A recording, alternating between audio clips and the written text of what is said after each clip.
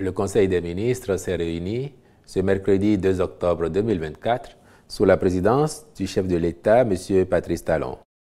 Les décisions que voici ont sanctionné la séance. Au chapitre des mesures normatives, en point 1, transmission à l'Assemblée nationale pour autorisation de ratification de l'accord d'établissement du Global Green Growth Institute, GGGI.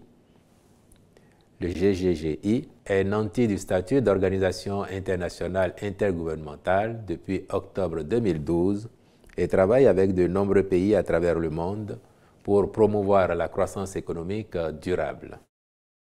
Il en est de même s'agissant de la lutte contre le changement climatique. Cette institution fournit également des conseils techniques en mobilisant des financements et en facilitant le partage de connaissances et de bonnes pratiques. L'adhésion de notre pays à son accord d'établissement lui permettra de se faire accompagner en vue notamment du développement du cadre réglementaire et institutionnel pour faciliter la monétisation des actifs nationaux liés au carbone.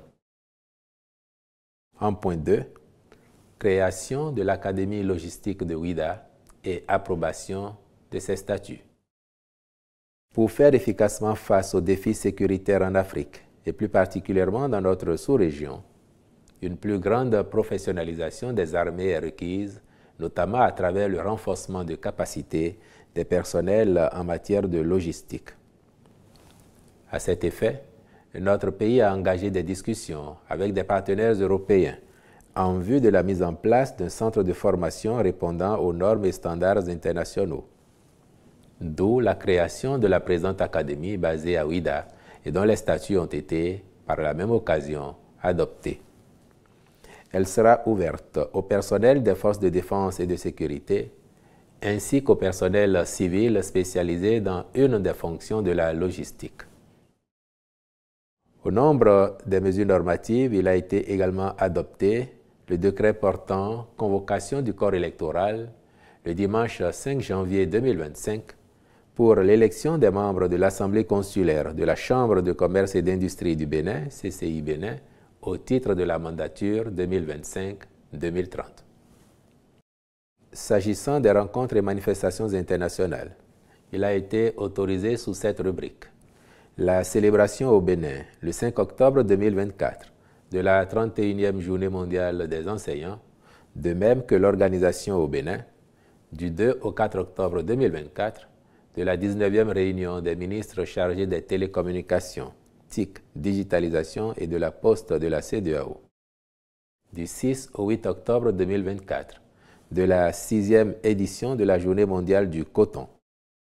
Du 17 au 19 octobre 2024, du 3e congrès des soins palliatifs et de la 4e Journée mondiale des soins palliatifs. De la 27e édition de la Journée nationale de mobilisation pour la lutte contre les troubles dus à la carence en iode, le 27 octobre 2024 dans la commune de Kandi. Du 27 au 29 octobre 2024, des premières journées scientifiques de la Société béninoise de néphrologie. Du 21 au 23 novembre 2024, du 3e congrès de la Société béninoise de rhumatologie. Du 5 au 7 décembre 2024, du 4e congrès international de la Société béninoise de cardiologie, conjointement avec le 3e congrès international de l'Association des sociétés de cardiologie de l'Afrique de l'Ouest et du Centre. Il a été, par ailleurs, autorisé la participation du Bénin au séminaire d'orientation à l'intention des membres africains élus au conseil d'administration du Bureau international du travail à Abidjan, en Côte d'Ivoire, du 9 au 11 octobre 2024.